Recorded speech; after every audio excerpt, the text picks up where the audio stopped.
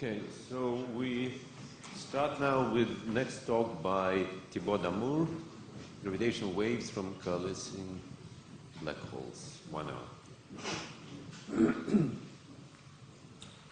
Okay, it's an honor to be here in this historical place where so much started. So I don't need to, after the beautiful talk by Stephen Fairhurst, to tell you about how laser interferometer detectors work. Let us just remind ourselves that many people contributed to the concepts of creating the experimental side of interferometric gravitational wave detection, starting with Joe Weber himself, and then with the idea of Gerstenstein-Cousteau-Voigt about laser detectors, and then the work by many people over many years who invented the key concepts that make this fantastic instrument work. Let me show you something that is never shown, which are the raw strain data in the LIGO detectors for the first event. So this is H. I mean, this data represent the fractional change in the length of the interferometer, delta L over L, transformed with suitable scalings in units of H, the gravitational wave. And this corresponds to the moment of the first detection. So it's like 0.2 seconds from here to here. And what is important is the scale. So you see here big fluctuations of the level of 5 10 minus 19 or 10 minus 18. And these fluctuations is completely noise because the gravitational wave signal here is at the level of 10 minus 21. So, which means it is a factor of 500 or 1,000 lost in the noise. Okay. So these are the data without any filtering, also because the filtering was done a posteriori when you knew what was the good frequency band. Okay. So if you do no filtering, you see that you see absolutely no signal, okay, which shows the difficulty of the thing.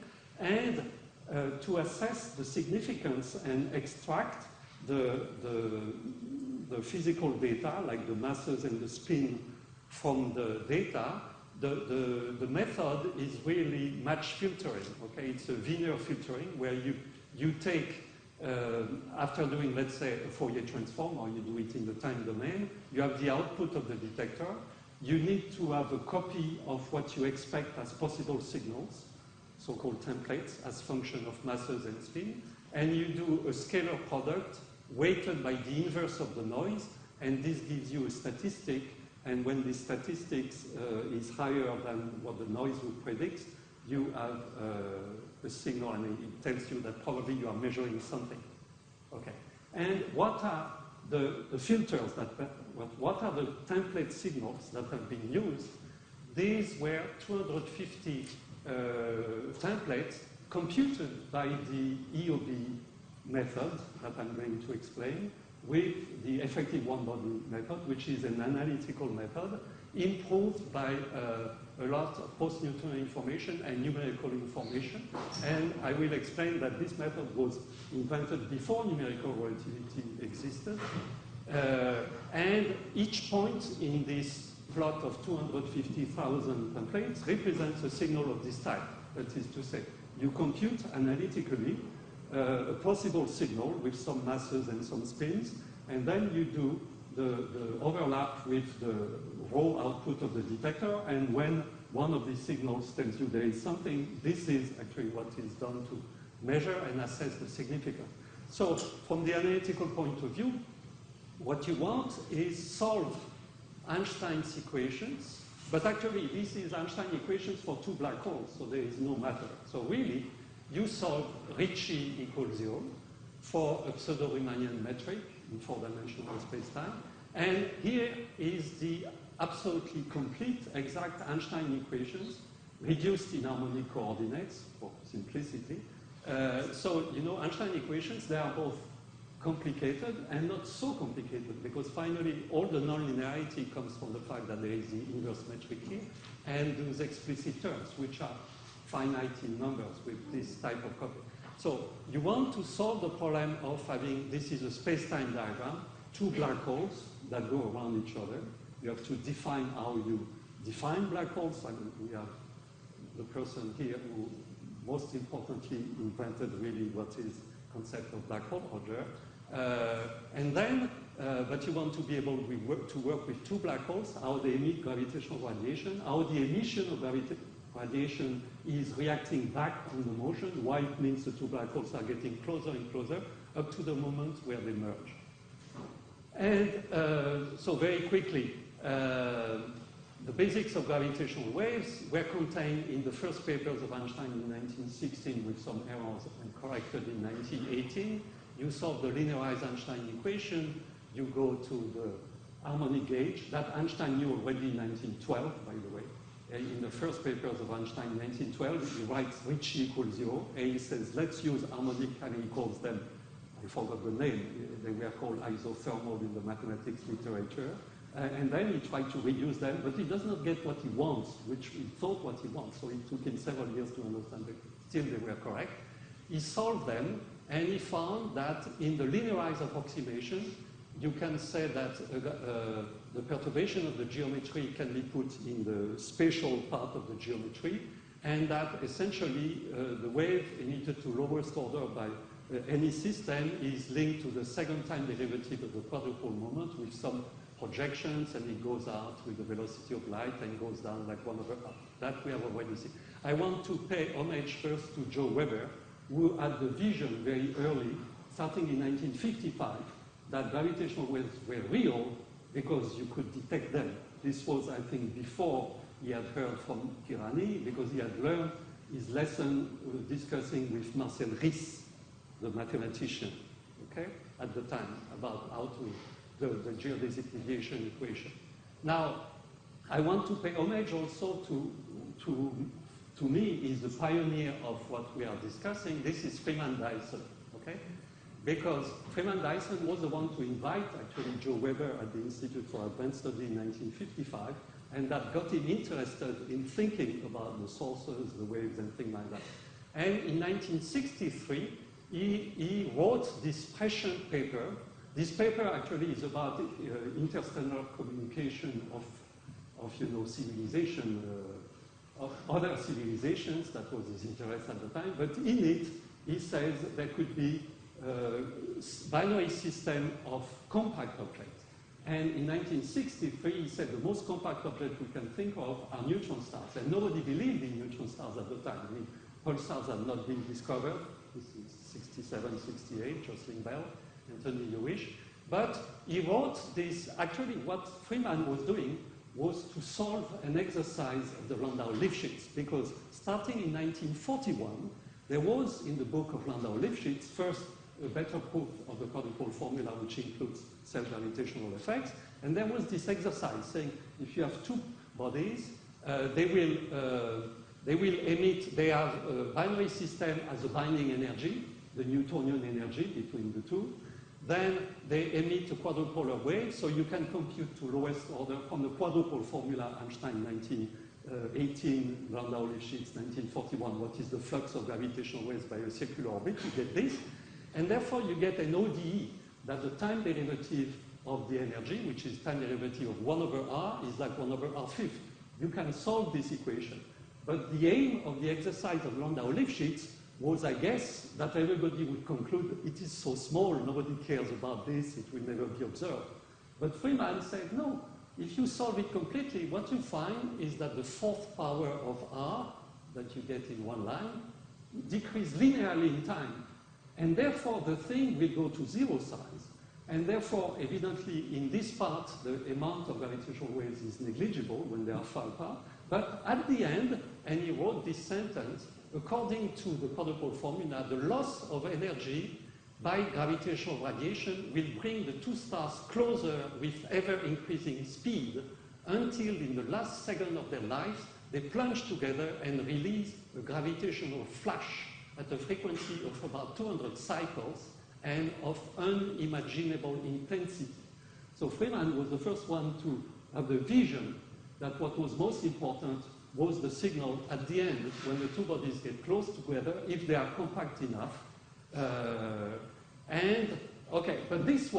But the formulas you have here they give only the roughest description. They give the physics, okay, of those two binary systems getting closer, emitting gravitational waves with increasing frequency and intensity. But if you want to describe the signal at the end, you need a much better thing. And this is what I want to summarize. Before this, I want to say also that what was important was that the work of Hurst and Taylor, the discovery of binary pulsar, and then the work after that, including the analytical work, had shown that, and contrary to a statement by Stephen Fairhurst this morning, in the binary pulsar, one had proven several things. One had proven first that the gravitational interaction propagates at the velocity of light between the two objects. You can even fit the velocity of propagation of gravity, and you find it is 300,000 kilometers per second. So you knew gravitation propagated at a finite velocity. And you had also strong field tests. Strong field because the neutron stars have a strong internal gravity. And when you compare GR to other theories of gravity, like tensor scalar, you find that there could have been deviations of order 100% compatible with everything which is known in the solar system tests, for instance. We have explicitly shown that. So there are 11 tests of GR in this plot from binary pulsars. So after the binary pulsar thing, we knew gravitational waves existed. We knew that the strong field description of gravity by Einstein theory was correct, and we knew there existed sources, binary neutron stars. So it was a lot to be confident in the existence of gravitational waves from compact binary. So I want now to go through what was the theory that was important, the various parts of the theory that was important to compute the 250,000 templates that have been used to assess the significance of the data from the theory of motion. So I will start with the perturbative theory of the motion applied to the motion of two black holes. Now, the problem of motion in GR is an old problem, which was started by Einstein in 1912 when he said, okay, a test particle in an external field should follow in geodesic.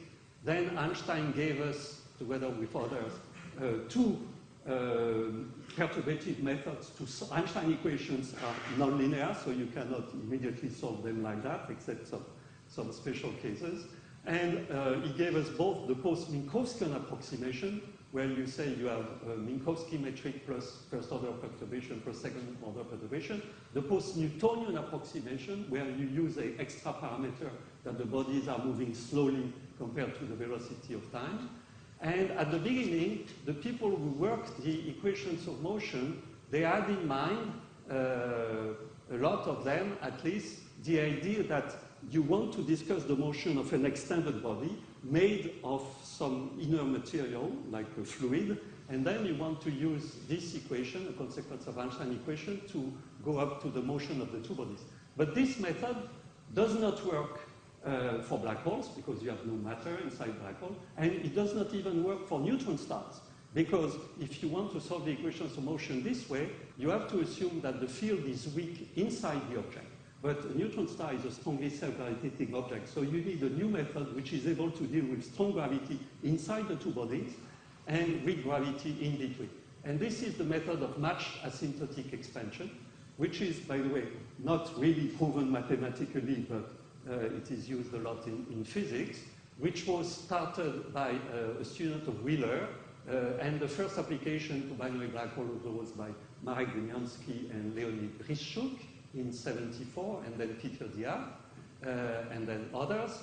I will not enter into it, but the idea is actually, from the mathematical point of view, it's nice, because it says that what you read in mathematical books about the definition of a curved manifold, which you need several charts, several coordinate system, is what you do it also for perturbation theory, because you use coordinate system attached to the bodies, and you use a perturbation method near each body, where the field is an unperturbed body plus perturbation due to the companion. Then you have a perturbation method in between the bodies, where it is flat space-time plus 2-point mass moving around, and then you need to combine this.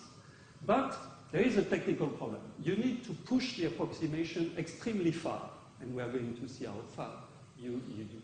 And to do that, you need, actually, you cannot do the full matching with extended bodies. You need, for technical purposes, to replace the bodies by point masses. So really what is done is say instead of two external bodies, two black holes, you have two delta functions along world lines in space-time. And this is a method which was started actually long ago, Mathison, Infeld, and recently one understood that one needed to use all the best methods from quantum field theory, because when you replace black holes by point masses, you have infinite self-field effects, okay? You have loop diagrams where the gravity of the object falls down on itself, and you have infinite things. By the way, this is what Stephen did not like in the quote of Peter this morning, saying, I did not go to particle physics because of the infinities. But actually, when you do classical calculations for the motion of black holes, you have to face this. And then, as was shown in the 80s, you need to use the best current method in quantum field theory, which is dimensional regularization.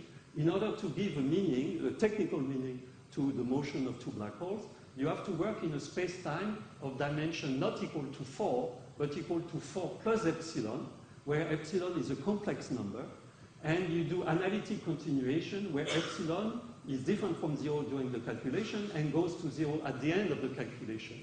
And then this way you can compute the action for two bodies. The way you compute it, which is called the Fokker action, because it was introduced in electromagnetism by Fokker in 1929.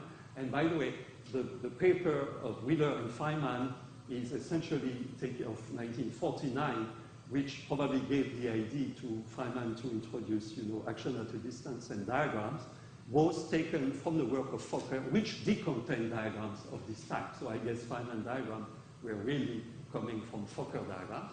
Anyway, you need to solve Einstein's equations by reducing the action for a two-body system by solving the equations of motion of the field. So in field theory, it's called integrating out. That is to say, you compute the field as a function of the particles, you replace this in the total action, and it gives you an action only for the two world lines, okay?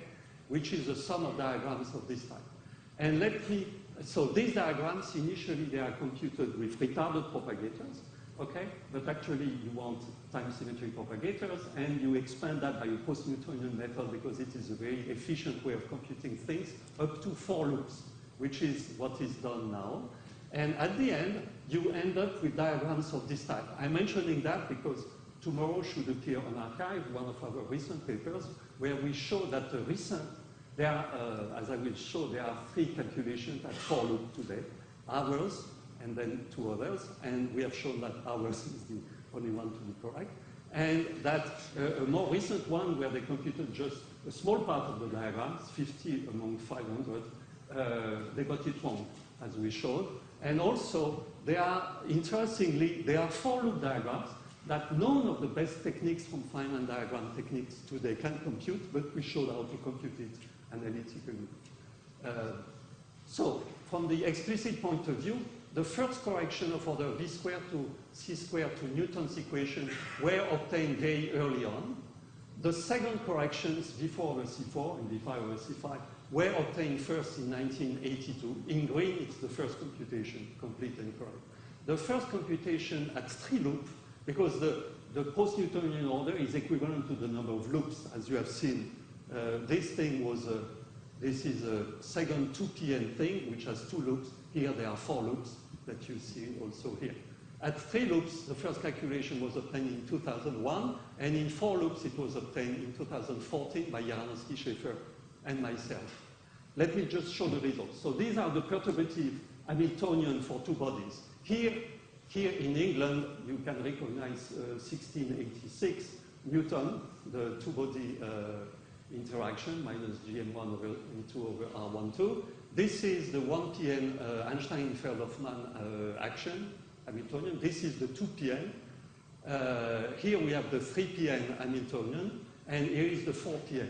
So you see there are many terms, including, by the way, non-local in time things that I don't have the time to discuss. There is a very interesting non-locality in time that happens at 4 loops. So these were the results on the perturbative equations of motion of 2 bodies. They are necessary but not sufficient. They are they are not sufficient because these things is an expansion in powers of V over C. And you want to push the calculation up to the merger. But the merger is precisely when V over C becomes order 1. It's when your small parameter disappears. And therefore, you want to push the accuracy as far, but you need something else, resummation, to go really to the merger. But this is for the next thing. Now, you need to do first the same thing for the emission of gravitational radiation. As we will hear in the next talk, a lot of the basic work on the asymptotic structure of gravitational radiation was done here at King's. But this was like understanding the nonlinear structure of gravitational radiation. Here, I'm interested in the generation problem. That is to say, how you connect the wave at infinity to the source. It's a different problem. It's more complicated. You need really to keep track of the propagators and nonlinearities from the source to infinity. Okay? And for this, one needs a multipolar extension of the Einstein quadrupole, because Einstein understood very early on that to leading order you have a quadrupole emission. Okay? But first you need to include more multiples, but that's not enough because you need to go nonlinear. Okay? And to go nonlinear, the best formalism that exists, and the one that has been used, is the multipolar post-Minkowskian formalism that we introduced with Luc Blanchet in the 1980s. So in this formalism, you solve again Einstein equations, but now in a different setting, because you say you have your system somewhere, and you want to solve Einstein equation outside from the system to see how the waves generated by the system nonlinearly interact up to infinity. So you use multiple expansions and then nonlinearity expansion, so you have a double expansion, which, by the way, is a method introduced by Bill Brunner, who was maybe associated with King's, no, somewhere else in England. Anyway, Bill died some time ago, not so far ago. And then from this method, again, you have a perturbative calculation. Again, you have diagrams. You need nonlinear integrals to compute. And then you can compute things to successive order, and they have been computed over the years. Here is one important of the results. Okay. This is the flux emitted by two particles going around in circles. And the first order term, which is factorized here, 32 over 5, is the quadrupole formula. Okay. So this is Einstein 1918, and everything else. So this was first computed by Wagoner-Will 1976, and then everything else was computed more recently in the years 2000, okay? So this is an analytical calculation which is needed to refine what is the amount of flux, okay? At this stage, there were two schools of thoughts, okay? In America, around Kip Thorne, when people realized that this type of formulas are necessary, but actually it breaks down when you are interested in. So it's true that you cannot use these formulas to describe the merger because they get bad before you reach merger. And our American colleagues, they concluded that all computational techniques are unable to evolve a binary black hole through its last 10 orbits. That is, it breaks down when they are still 10 orbits apart. And therefore, they cannot compute the merger. And they were saying, we will need numerical relativity. But we were more courageous in Europe. And then we said, let's use resummation methods. When you have a perturbation expansion, 1 plus epsilon squared, which breaks down, if you can transform it in a different form that you know incorporates non-perturbative physics that will push you to the regime where epsilon is of order 1, then you can do better than just using perturbation theory. And in particular, we proposed with Alessandra Buonanno in 1999 and 2000 a method which was the first one which computed the gravitational waves emitted by the merger of two black holes. And this method is the effective one-body method. And as I have said, this is this method that has been used to compute the 250,000 templates used for detection. This method is based on a resummation of post-Newtonian results. It is based on a combination of various methods, but let's say during the in-spiral, you still describe the two black holes as 2 points, but you replace both the equations of motion and the Hamiltonian by something resummed, and also the gravitational wave flux they emit by something Dyson, so that you can push the calculation that Dyson sketched up to the moment of merger, and you also add a way to compute what is the signal after merger. Okay? So it was the first method that predicted what was the complete signal from minus infinity in time to plus infinity time, including through merger and ring down. Okay? And this is what was published in 2000 at the time, okay, with some decoration here. So this is the waveform. This is the first waveform analytically computed in 2000. Later, we showed also still analytically that the method can be extended for spinning black holes, putting arbitrary spins of the two black holes, and we gave some examples just to show the promise of a purely analytic. So a lot of work has been done on this effective one-body method. So let's say I've quoted now everybody. Let me describe very quickly the idea, some of the ideas of this effective one-body method. The idea is, why is it called effective one-body? The idea is to say, in principle, you are interested in a two-body problem. Okay? Two world lines, two black holes, interacting via perturbative gravity. And the idea to resum this, and this gives the perturbation theories which get bad when they get close.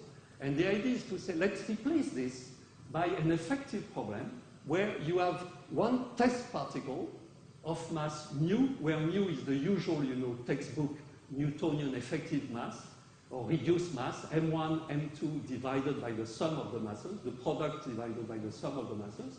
But now you are relativistic, so you don't want to say, what you want to say is there should be the geodesic motion of a particle of mass mu in some effective metric that I don't know, but I want to compute an effective metric which represents, in a resummed way, the two-body interactions. And an effective metric, you realize that when you have two bodies and there is no spin for the moment, then the problem will be SO3 symmetry. There will be no preferred direction in space. And therefore, you can assume, and you must assume, that the effective metric is spherically symmetric. But a spherically symmetric metric can always be written in Schwarzschild coordinates this way. And therefore, a general spherically symmetric metric is parameterized by two functions. The coefficient G00 of dt squared, let's call it A, and the coefficient of GRR, let's call it, of dr squared, let's call it B. So you have two functions, and by using these two functions, now you need to say, how do I determine these two functions? I have only perturbation theory. And here you need a dictionary.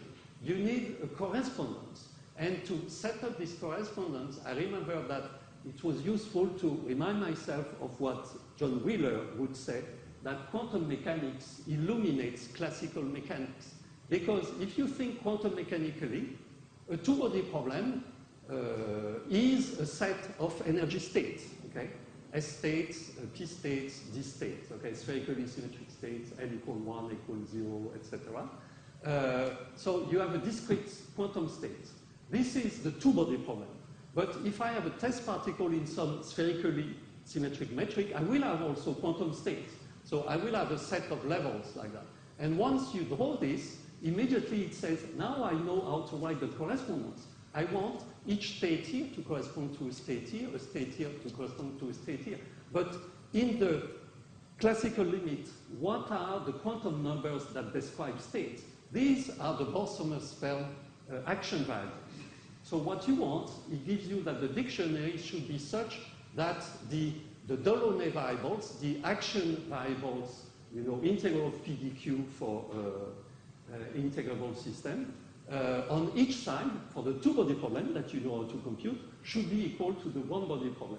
But you can compute both, and then you can write that the energy of the other one is related to the other one. At this stage, you don't know how they're related, because it's not the same energy numerically. So you allow an arbitrary function. But at the end, what you find is something complicated like that gets simplified into something which actually is very simple, although it has a double square root, but if you forget about the double square root, all the physics is contained in this thing. And this thing is a geodesic Hamiltonian in the potential A and B. You recognize A and B, and what happens is all the information contained here is summarized in this function A. This function A is the effective G00, okay? G00 for Schwarzschild, you know, is 1 minus 2m over r.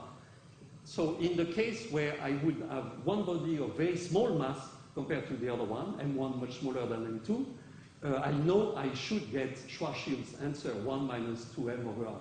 But there is a parameter of deformation which is nu. That is, this quantity is a dimensionless ratio of the two masses. It's the product of the masses divided by the square of the sum, so it's dimensionless. It's a number which goes between 0 and 1/4. 0 in the test mass limit, 1/4 in the equal mass case. So what you know is that this metric will be equal to 1 minus 2m over r plus terms proportional to nu. So all the information comes from the coefficient of nu here. And you see that, for instance, this term is at 2 loop, and at 2 loop, all the information is in a coefficient equal to 2 numerically. You know? Instead of this thing, everything is contained in this factor 2. At 3 loops, all the 20 terms you have is contained in this factor plus another factor in B. So you see here, you condense the information in a small numbers, okay? And then you do an extra resummation, okay? Now, this was the dynamics of the two bodies. I need also to resum the flux emitted. To do that, you also think about the physics, and then you realize that there is a reason why this expansion is badly convergent. And if you think about it, you just say, okay, it's badly convergent because I have to factorize something that goes to infinity somewhere in the complex plane, so I factorize it. I have many logs, no problem, let me resum an infinite number of logs. This is called leading log resummation, you know, and you can compute everything analytically. So you can compute things analytically, and then the rest you have factor, but it is much better behaved. And this formula represents correctly the flux of two black holes up to merger, okay? But it's analytical. At the end, you have an Hamiltonian system perturbed by an extra radiation reaction force. Both of them are resummed, but you can do now the exercise that Dyson was talking about, that is to say, a two-body system with an Hamiltonian losing energy to gravitational waves, but now you have resummed the Hamiltonian and the flux, and you can go up to merger. And let me show this, actually, here. The simulation should start. Yes. So this is a real-time simulation with this EUV formalism of the motion of two black holes. So here they go around, and then you compute analytically the gravitational waves emitted while they go around. And at this stage, now we are going to go to the last orbits. And at this point, in the formalism, you decide when they merge, and at this point, you will add a waveform, which is a ring-down waveform. Oh, you have reached this point, you add the ring-down waveform. So you compute a complete waveforms, okay? This was in 2000, okay, 5 years before numerical relativity worked. Now, the first computation of numerical relativity, first they were based on mathematical foundation, because, you know, from the French point of view, the understanding of the structure of Einstein equation, the fact that they were gravitational waves, domain of dependence, all that was PD work done in France by Damour, Jean-Rich, and especially Madame Choquet-Brouillard in 1952, who understood how to solve nonlinear Einstein's equation mathematically. But it took many years to put Einstein's equation on the computer. It was totally unstable for 30 years. They put Einstein equation with two bodies, and the code crashed immediately. Okay, for the round case. The first computation that worked was Pretorius, who used several ideas. He used the idea of generalized harmonic coordinates introduced by Helmut Friedrich, who was somewhere here in the audience. Here is Helmut. And he used constraint damping that was introduced by several people, but not completely used. And then he was the first one to be able to compute gravitational waves emitted by last orbits and merger, and quickly other groups did it. I will not enter into it, but let us say you need to write the way it worked, and this is the way it works also in one of the best codes, the Caltech Cornell CETA code. You write Einstein equation in harmonic coordinates, except that you don't use harmonic condition equals 0. You say harmonic condition equals something non-zero. You choose the gauge in a certain way, and you add terms that are 0, constraints, on the right-hand side, but with a certain coefficient and a sign so that the constraints do not blow up during the simulation, but they tend to go to 0. So you need everything together. And the first, now this was in 2005. In 2006, people could integrate better things, have better data. And the first comparison between analytical relativity, the one of the EUB method, and numerical relativity was done in 2007 by Bonanno, Cook, and Pretorius. And you see the result here. So in green here, you have the evolution of the frequency during the merger and during ring down, okay? So, actually, and the numerical relativity is black, the analytical relativity is green. So what you see first is that before merger, they are close to each other. Actually, these things is noise. It's because they were still eccentricity. So the agreement should be better before merger. After merger, which is here, you see that qualitatively, the purely analytical thing, because this was completely analytical, did not use any numerical relativity information, is representing qualitatively what happens, but still with discrepancy.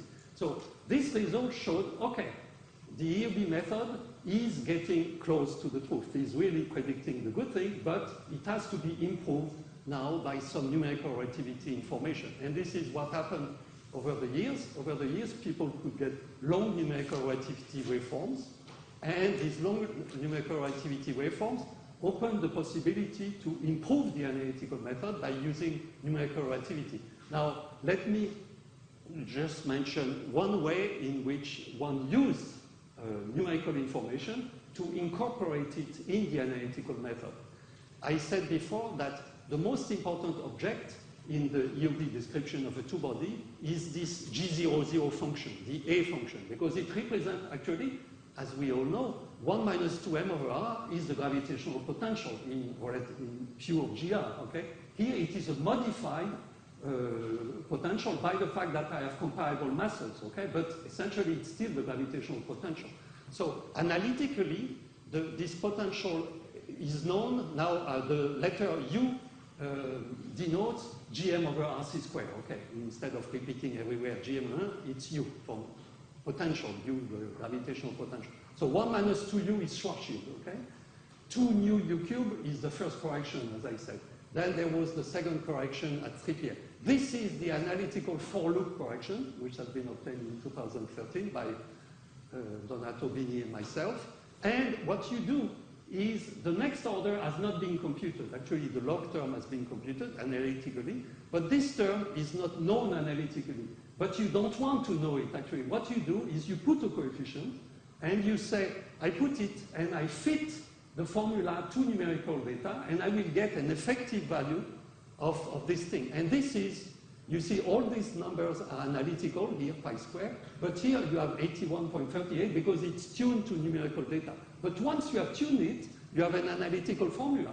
So you are still analytical. You have used non-perturbative information and you put it in an analytical framework. You do the same thing for the flux. Here I'm comparing what we have learned about the interaction of two black holes from all this work.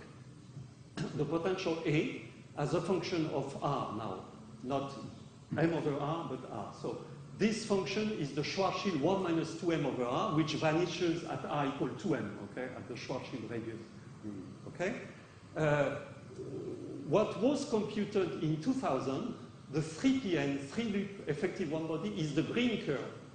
And you see that this green curve is saying that it's interesting, the gravitational attraction of two comparable mass black holes is less attractive than the Schwarzschild case, because it is upwards, which means you have 1 minus 2m over r plus something, you know, plus 2 u squared and u cubed. So it is repulsive.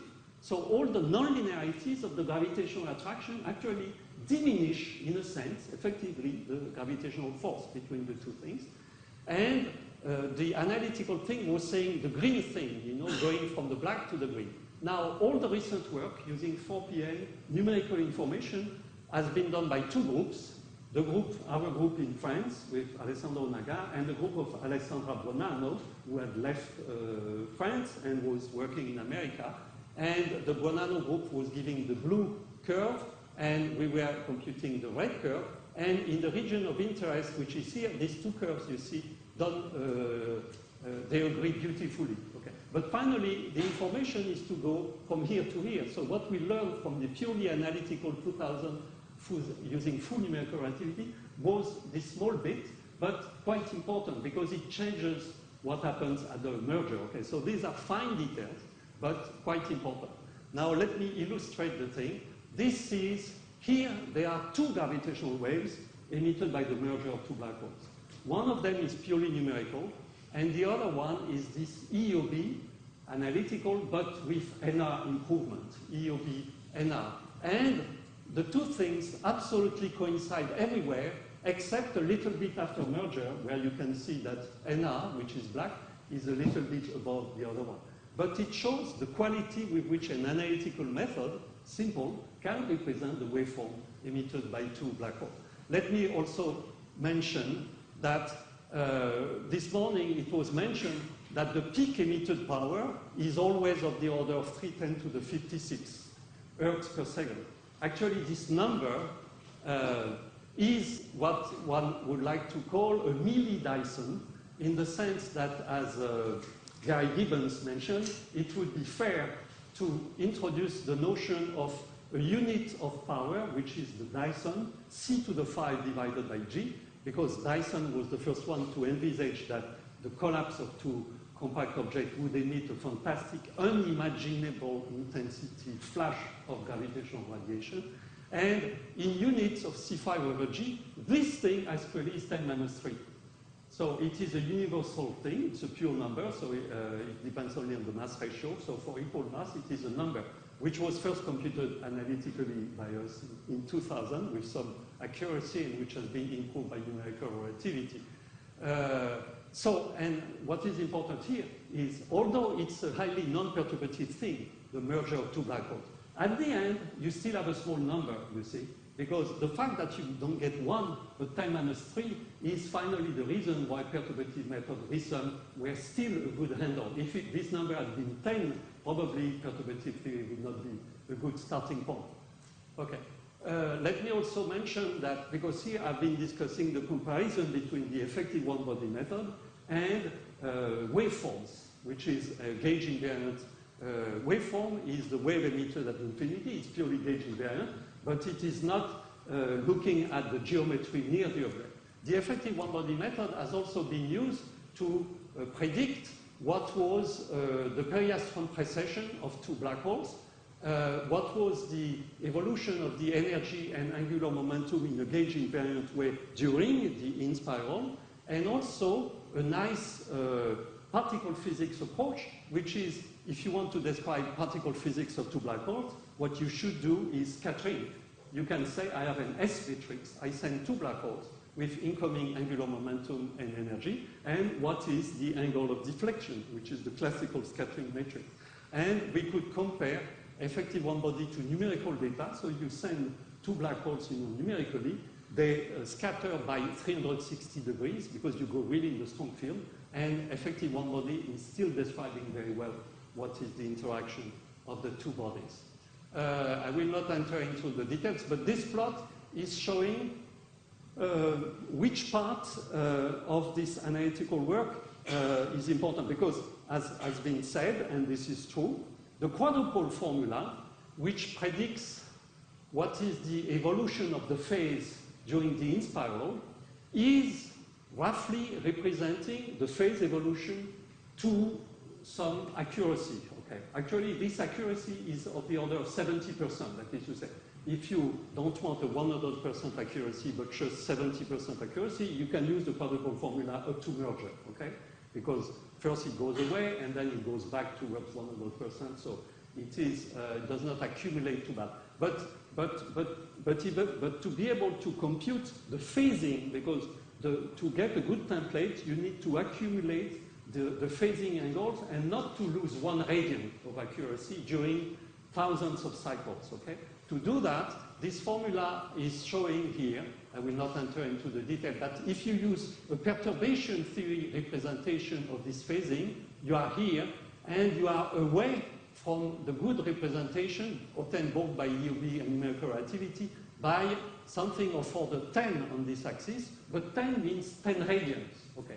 So if you use first, if you don't use perturbation theory at all, just the leading formula, you get 100 radians wrong.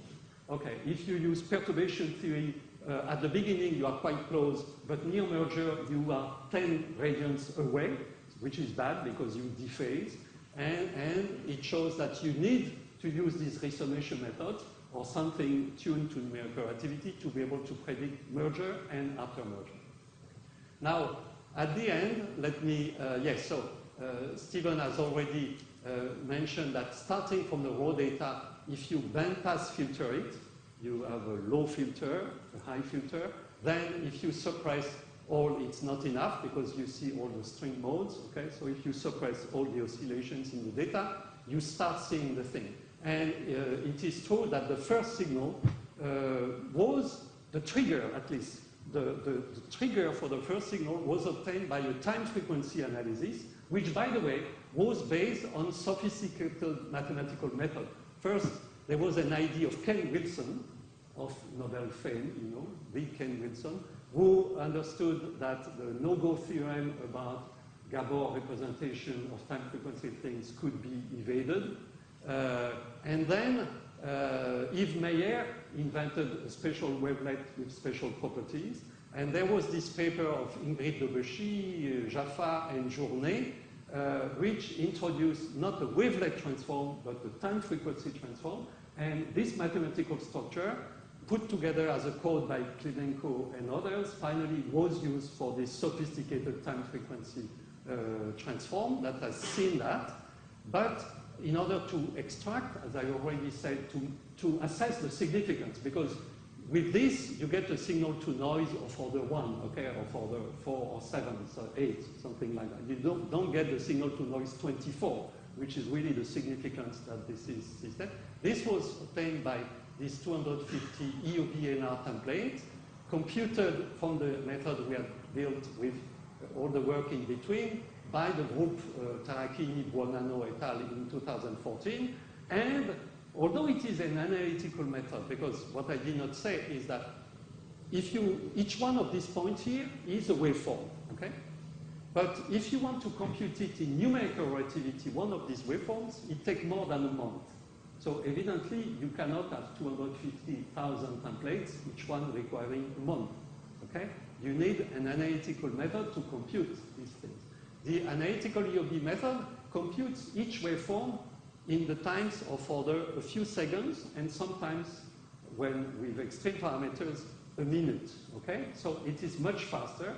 It is still not fast enough in the sense that one needed another layer of speeding up the computation of EUB-NR templates by using random order model, I don't describe what it means, and a phenomenological representation also, but that also use the EUB method. And let me also show something which is not shown usually, which is, so this is the first event, okay? As we said, so at the end, the signal which has been seen, which is lost by a factor 1000 here, was, as you can see, quite close to what was predicted in 2000 without using any numerical information, first point. This is this template analysis which allows to compute the masses and the spins. But what I want to show is the decomposition of the squared signal-to-noise ratio, because at the end, there is a signal-to-noise ratio squared, which is equal to 24 squared. But this 24 squared is actually obtained because you keep the phasing over frequency domain, okay? And you can decompose it. Actually, it's given by the Wiener filter formula. This is the amount of signal-to-noise ratio square coming from an octave of frequency. Octave in cosmology means, you know, logarithmic, d of log of f, that is a df over f. So it's a dimensionless measure. And when you plug it, this is what you get for the first signal. So this signal, you could think, when you see, as Stephen said, the t-shirt message of the initial LIGO, that most of the signal was at the merger. But it is not true. because as you can see, most of the signal came still from the in-spiral. The peak of this thing, by the way, the things are, this is merger, okay? The merger is here. This is the last stable orbit where the two objects plunge around each other, then they merge here. So this is not a maximum, but still it is a plateau. So the fact that this is a plateau shows that some significant fraction of the signal-to-noise ratio came from merger, this is true, but still most of the signal-to-noise ratio came from earlier, and it was important to keep the in-spiral phasing very clean. Okay? Now for the Boxing Day event, the situation, as already been said, is better from the analytical point of view in the sense that now this is the curve. The merger is here, so you have nearly no signal from the merger, and again you have a bump during the in-spiral, which is the fact that you have 50 cycles, and you need to keep the phasing within a small fraction of a radian, so you need a very good theoretical description in order to be able to, and this is an EOB representation of this. By the way, yeah, the Americans did a posteriori numerical relativity simulations with the EOB value of the masses just to check that they were okay, but this was not the way it was found. Let me also, for the future, mention, here I was talking about the problem of two black holes, which in a sense is simpler because these are pure objects, and it has been shown long ago that you can describe black holes like point masses up to 5 loop, okay? And that at 5 loop, you have to care about the fact that a black hole is an extended object, and it has some deformation when there are two black holes around each other. But even in that case, when you compute what is the love number of a black hole, a love number, has nothing to do with me, is linked to Oliver, no, I forgot the first name of Love, anyway, a British scientist, who introduced a measure of the tidal deformation of a body, of a star. A neutron star can be tidally deformed and has a certain log number. And when you try to define and compute what is the log number of a black hole, what is the tidal deformation of a black hole due to the tidal influence, you find 0. Okay? So in that sense, a black hole is not tidally deformed by another black hole. Why? When you have two neutron stars, you have to take into account that each neutron star tidally deforms the other one, and then this creates an induced quadrupole, and this quadrupole now is acted by the gravitational field, so it gives an extra force. But this force now, this interaction, as you can immediately see from the Newtonian point of view, is attractive, because the object will be deformed in this direction, and it's closer, so it will be an extra abstraction. So in the EOB method, when you describe now the interaction of two neutron stars, you need to add the log numbers of the neutron star, and it modifies the A function. Before I said this is the A function, I said this is the Schwarzschild 1 minus 2m over r, this is the black hole A function, which is less attractive, okay? When you have two neutron stars, you are more attractive. So now the A function goes below the 1 minus 2m over r, at least when they are close to each other, because, okay, it depends at what distance they are, because the tidal effect is 1 over r6 in the potential energy. But as you see here, this effect of tidal deformation is not a small effect on the account of GR, okay? The tidal effects of two neutron stars is comparable to the GR nonlinear effects, and you need to take into account, and this is quite important because it shows that when you observe the in-spiral of two neutron stars, you will be able to measure the log number of neutron stars, and it gives you information about the equation of state of nuclear matter. Okay? Let me also mention, and this is linked to the talk of Pierre Binetruy, that one needs the analog of the theory that was done for binary black holes for the case of the LISA sources, like one small mass black hole falling into a big mass black hole, where the mass ratio now is not order 1, but order 10 minus 5 or 10 minus 6. So you have a small parameter, but you still need to compute things to first order in this small parameter. That is to say, in QFT language, you need to compute one loop effects in an external background, that is to say the self-action of a small test particle. You cannot use the test particle approximation, you know that. You need to take into account the first effect of the self-gravity on itself. So you need to sum terms of this type. And recently, many people worked on this, both numerically and analytically.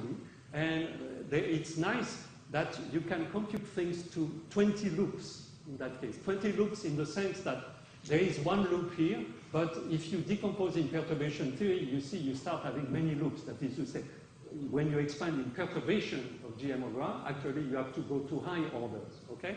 And I have just given some examples. This is some work with Donato Bini. You see, what was computed analytically for two black holes up to 4 loops has been computed to 22 loops now, where you get zeta of 3, okay? And you see, by the way, there is also a whole mathematical theory about this, linked to the theory of motifs, started by Grothendieck at IHS, and pursued by Francis Brown here in England.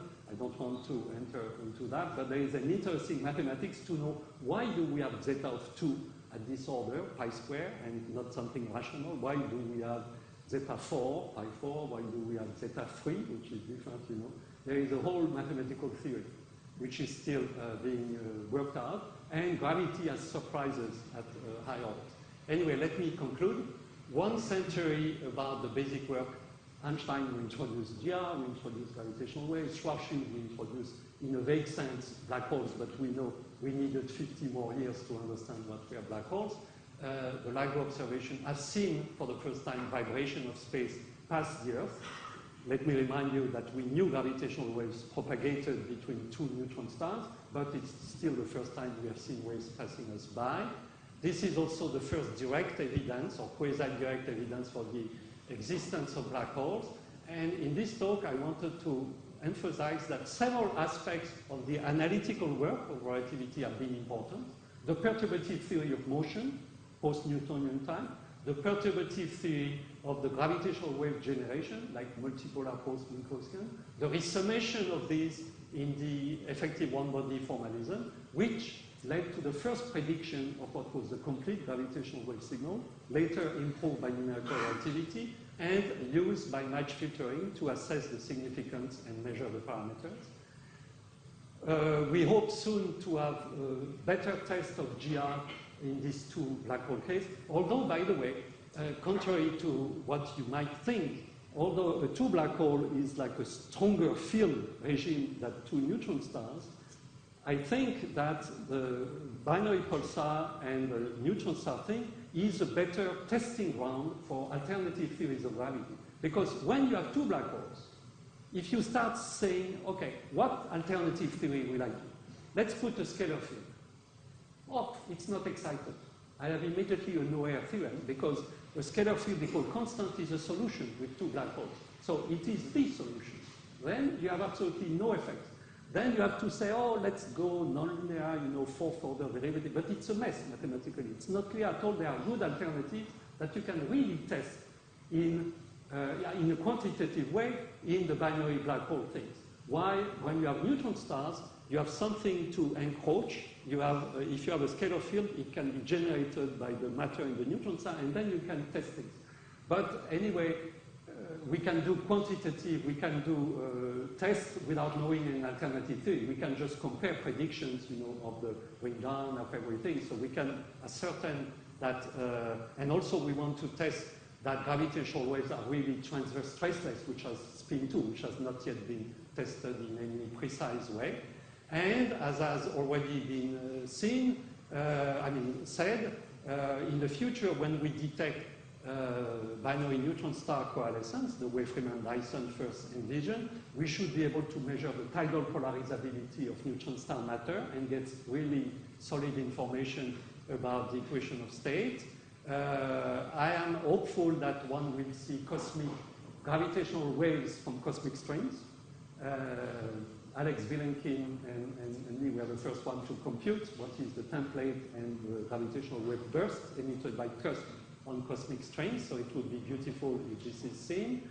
If we see gravitational wave cosmological backgrounds of any type, types that Pierre mentioned, this is fantastic, and then evidently there will be future generations, not only in space, But there are also projects to have, post-LIGO type detectors on the ground that would go still orders of magnitude beyond. So gravitational wave astronomy is just at its beginning, and indeed it's beautiful to see that gravity, which in the old days was a dead field without any contact with experiment, has become a lively field to be lively for tens and tens of years in the future. Okay, thank you for your attention.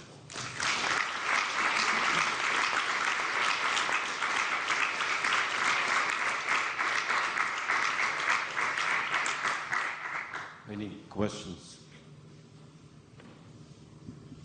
Yeah, to come back to your last comment on M-rays, yeah, this one. So you said you could go to 20 loops. Does that translate in the number of cycles that you can follow, or?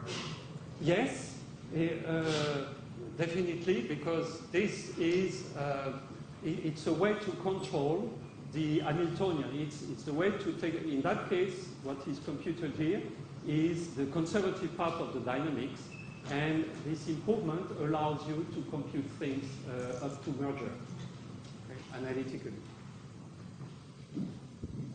Any other questions?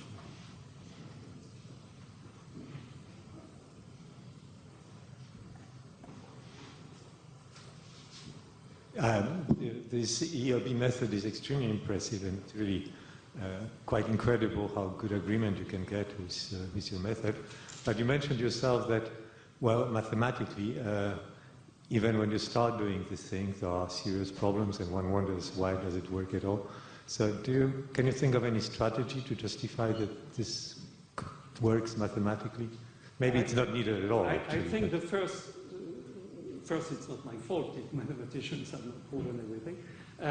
But let's say the strategy would be that the method of match asymptotic expansion, which is a general way in physics to solve nonlinear PDEs by patching together solutions in various things. It's something that has been used all over the fields of physics, like in viscous fluids and things like that for more than 50 years. And it would be good to have some mathematical theorems of that. I'm sure one can prove theorems about this thing. So it's a well-PDE posed question. Simpler than proving, that all the expansion that we use with dimensional regularization, which is something else. But match asymptotic expansion is the crucial thing to prove. Finally, I did not say. When we use dimensional regularization, we do analytic continuation from 4 plus epsilon down to 4. It's because before I have proven that the solution was unique by match asymptotic expansion, and therefore if you can exhibit something which at the end is a solution, because it is unique, it is the unique solution, okay? But so, anyway, it's a problem for mathematicians. Match asymptotic expansions for PDEs, including GR. Any other questions? And including cosmology also, I said, like the Belinsky-Halatnikov-Lipschitz thing. I have an odd question. There are gravity loop corrections to Newtonian potential. Gravity loops. So when you have yes, the classical gravity loops, yes. So what? Yes, so these loops, first they are loops here. Let me explain this. In what sense they are loops, and although you would say no, they are not loops because in quantum field theory a loop is associated with H bar. No. I look somewhere. Where will you have? Yes. When you have something like that, first you see it's a loop. Okay. But now, and when you compute this, okay, this is a concatenation of Green's function, which is equivalent really to QFT loop. So from that point of view, it's a loop. Now, it is also a loop from the point of view of another British contribution, Dirac 1938. When Dirac understood that the self-action of point particles on themselves was infinite in classical electrodynamics, because the self-energy of an electron and the self-force of an electron on itself is infinite, he said, let's clarify the classical problem. And the classical problem is when you don't have this thing, but that this is acting on itself. It means the self-field action of a particle on itself, and in classical physics it is infinite because the field is 1/r, so it is a loop. But it is also true that there are no graviton loops in the sense that if I open the external sources, all those diagrams do not have internal gravity loops. So the full effective action in quantum gravity, in addition, would have extra purely gravitational loops on itself, for instance here. These are neglected, and they do contain h-bar. All the other loops are as complicated as the QFT loops, but they don't contain h-bar. But this thing to compute, you need something equivalent to finite integral technology. It's still an integral over. But it would be easy to estimate the contribution, just tiny. But that's done. There is this paper of John Donough, and just scaling, you know, you have h-bar, you have L Planck, so it is the physical length divided by L Planck. I mean, L Planck divided by physical length square, so it gives 10⁻60 corrections. Any other questions? No? Okay, we'll thank the speaker again.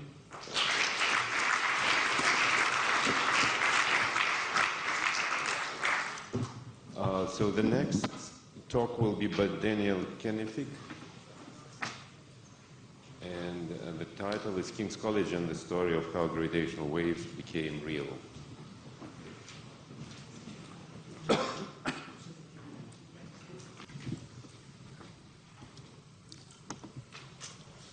Thank you very much to Peter and George and the host for inviting me to speak. I'm sorry that I'm not able to be with you in person, but I'm delighted that they've given me the opportunity to talk remotely because, of course, I'm very interested in the history of gravitational waves, and King's College played a very significant role in the history of this subject, in particular in probably the most fascinating and dramatic period in the history of gravitational wave theory, when people debated and argued seriously over the extent to which gravitational waves are a real prediction of general relativity. And that's reflected in the title of my talk, King's College and the Story of How Gravitational Waves Became Real. For those of you who've heard me talk on the history of gravitational waves before, I hope you'll be pleased that I'm having the opportunity today to give quite a different focus to the usual kind of talk I'm giving on this topic.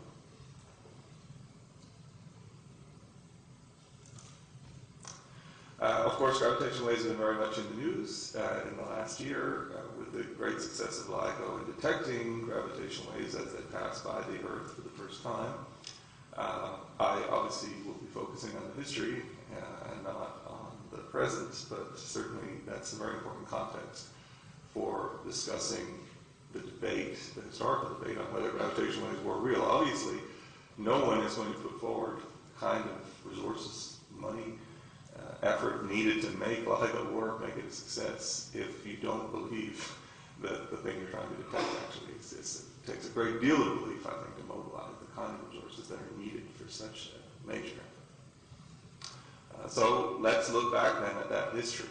Apart from a little bit of a prehistory, not a very long prehistory, the subject really began just 101 years ago in a letter from Einstein to Karl Schwarzschild written in early 1916. And in the letter, he says, "Since then, I have handled Newton's case differently, of course, according to the final theory." So he had just finished developing the Einstein equations as we know them today. "Thus, there are no gravitational waves analogous to light waves. This probably is also related to the one-sidedness of the sign of scalar t, incidentally, non-existence of the dipole." So the history of gravitational waves with Einstein actually begins with a moment of skepticism. Here Einstein is saying, I don't think gravitational waves are part of my theory. In spite of the fact, as I said, that the brief prehistory of the subject up to that time had raised the idea in people's minds that a field theory of gravity probably should have something like gravitational waves as an aspect of it. We don't know for sure what it is that caused Einstein's skepticism. We do know that he did, like others such as Max Abraham and Henri Poincaré at the time, feel that it would be natural to expect that the gravitational waves would exist based on an analogy with the case of electromagnetism. Here, once one began to think of the electric and magnetic forces as being produced by an electromagnetic field, the idea of a wave phenomenon associated with that sprang in a very natural way out of the theory that emerged due to Maxwell primarily. And the theory predicts then that accelerating charges should produce electromagnetic waves. And so it's natural to wonder if accelerating masses should produce gravitational waves in gravitational field theory. It's not known exactly what Einstein had in mind when he expressed that skepticism to Schwarzschild, but it's possible that the reason for it was that at that time that he was writing to Schwarzschild, he was talking about his investigation of his new theory in the context of the Newtonian limit of that theory. And of course, one might expect that gravitational waves should emerge out of a Newtonian examination of the theory in the following sense. If, for instance, the Earth-Moon system emits gravitational waves, then you'd expect that that system would slowly decay in its orbit as a result of emitting gravitational waves. But when you look at the Newtonian limit of general relativity, you don't see damping terms, dissipative terms of the type that you would expect, maybe a order of V over C or V over C cubed. Of course, we know that the lowest order that one can find such terms at is actually V over C to the fifth.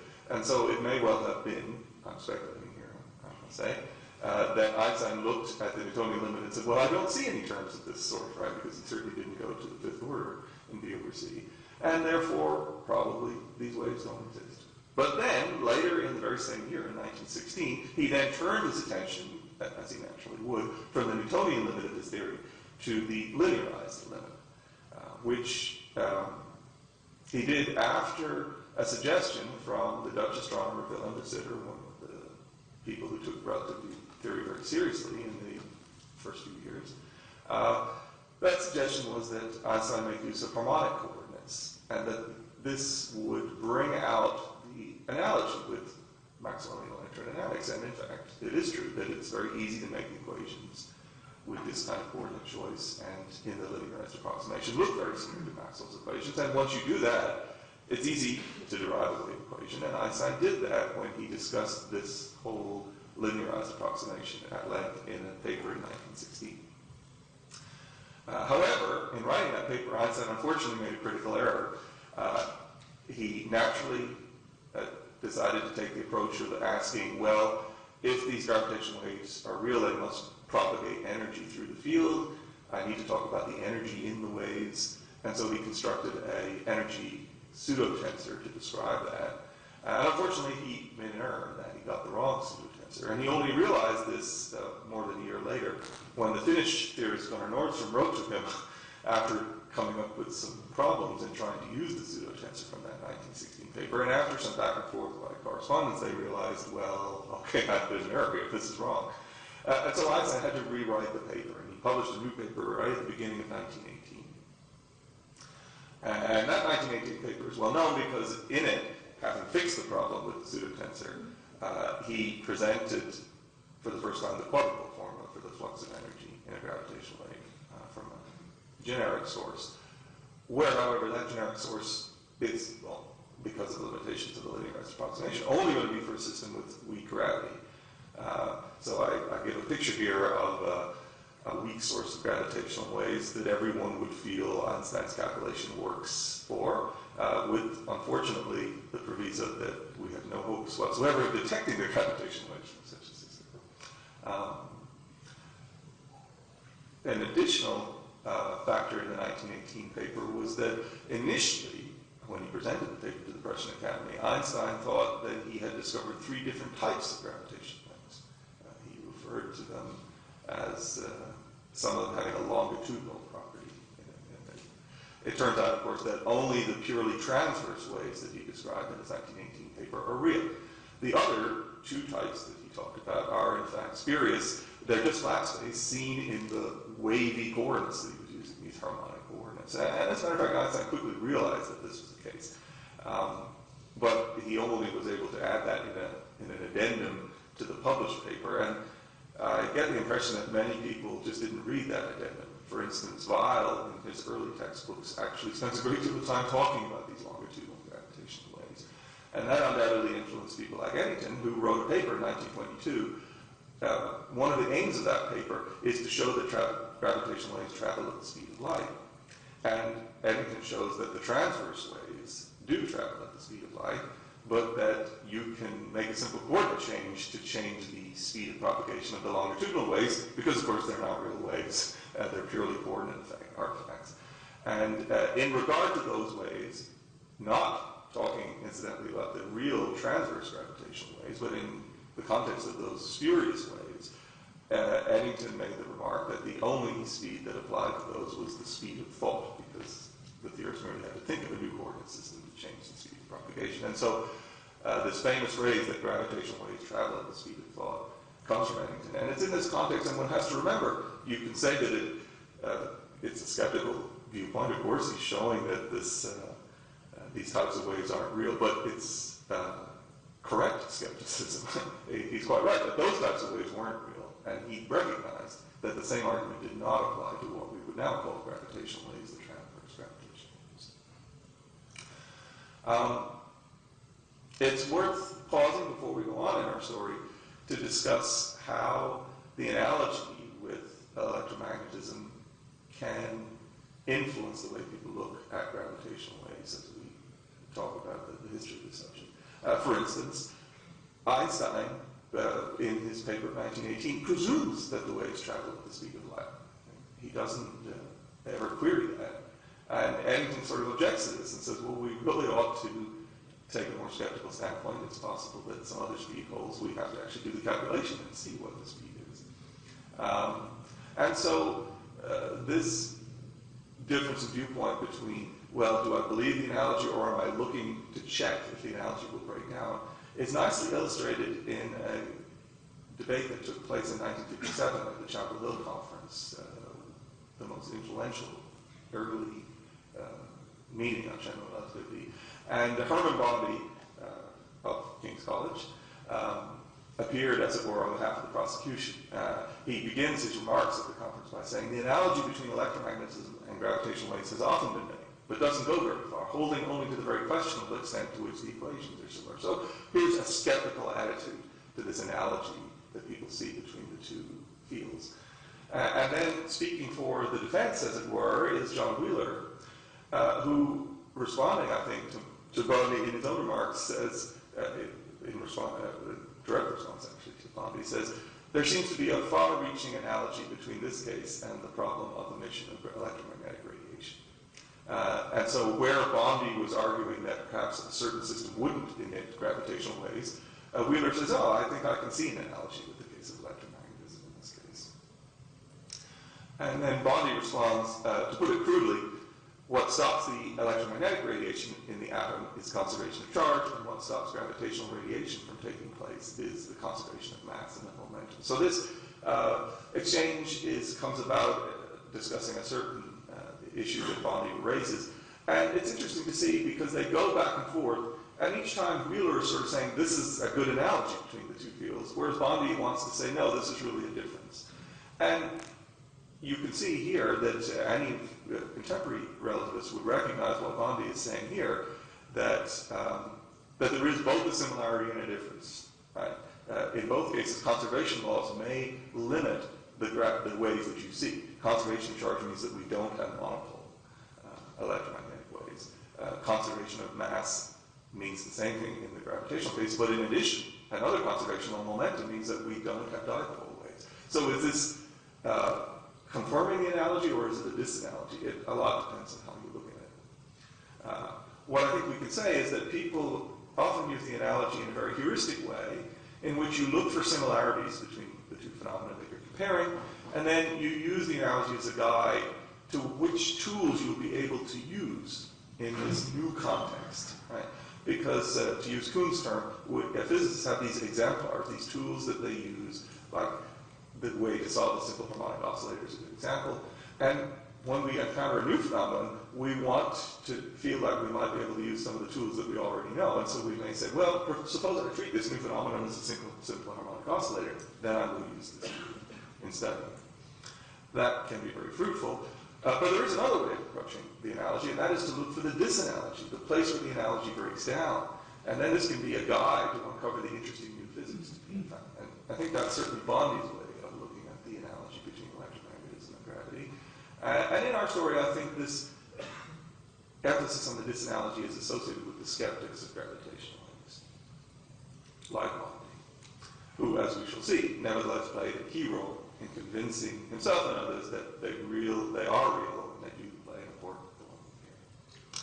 Let's, though, for a minute return to the case of Einstein, who had another outbreak of skepticism. We've seen how in 1916 he went from skepticism to belief, and the same thing happened again 20 years later. In 1936, Einstein, with his then assistant Nathan Rosen, sent a paper on gravitational waves to the Physical Review. And the editor sent back to them a critical 10-page referee report. And Einstein replied with this letter in German. Even when in the United States, he continued to write his correspondence in German and then work with his secretary to translate them.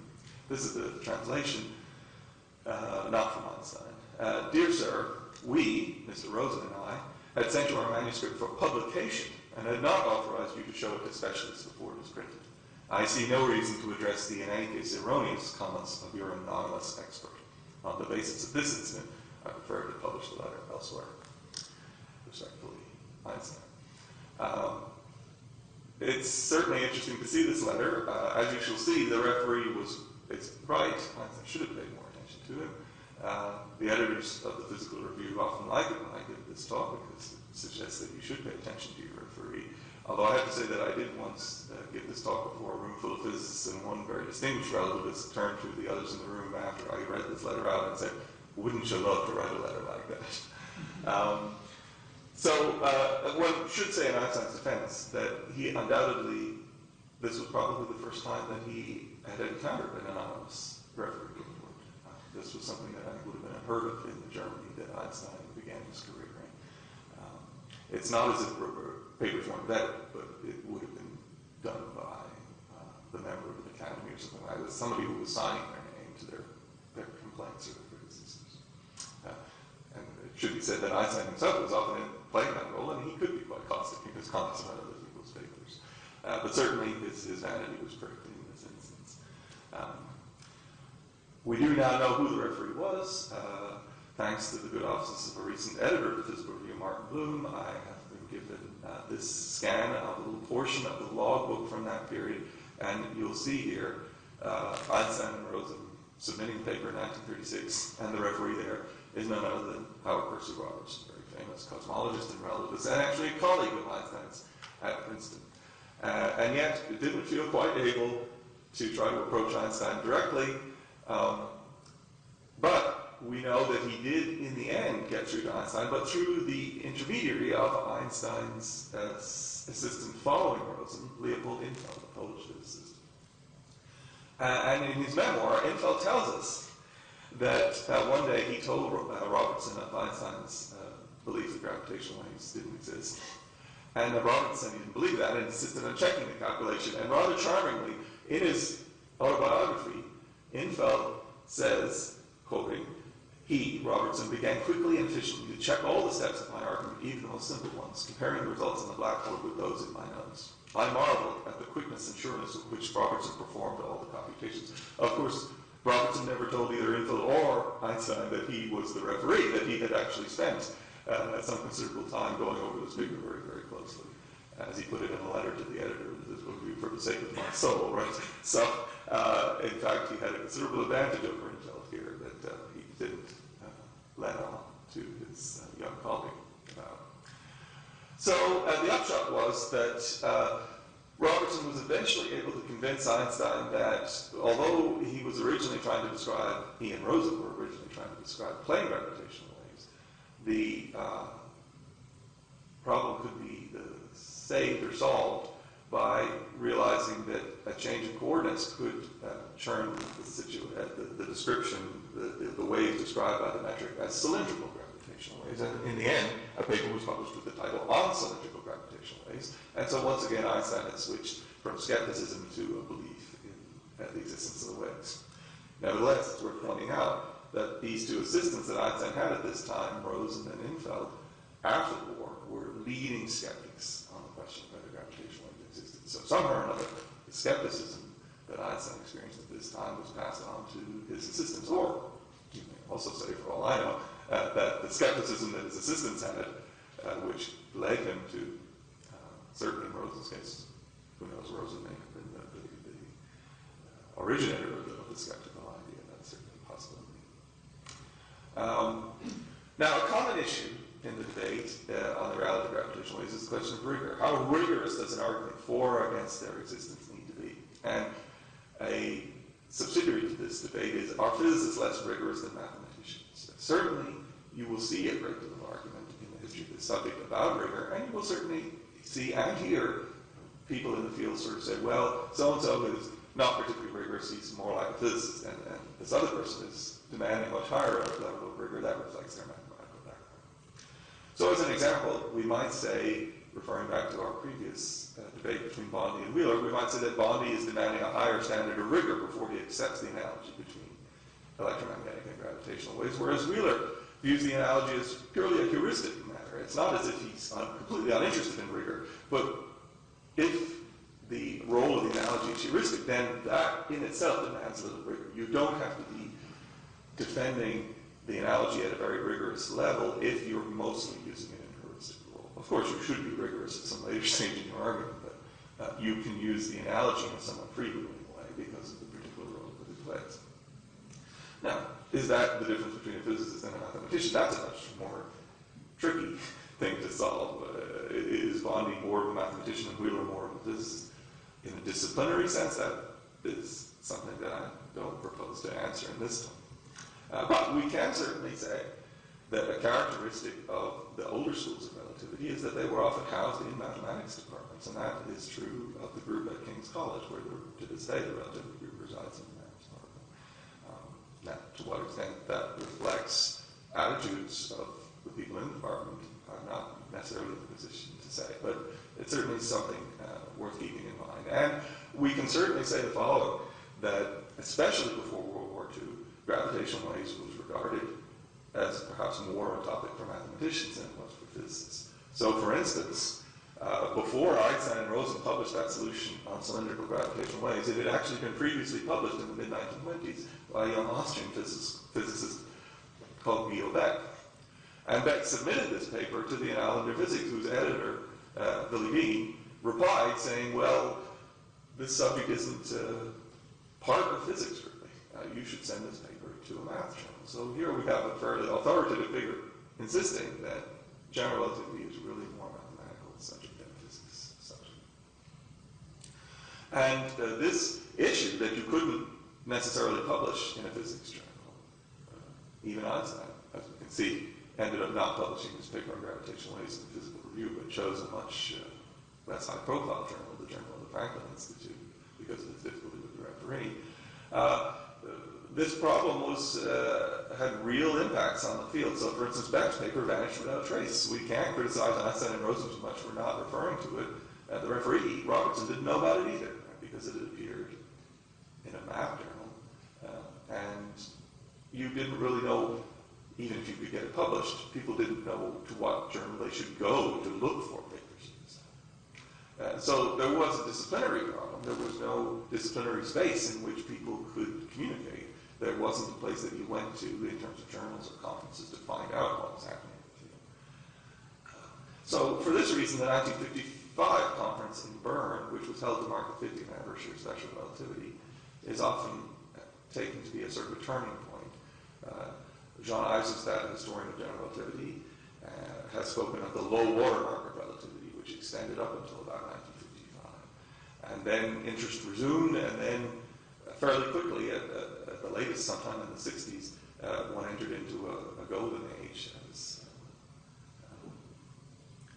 Kip Thorne and others have described it.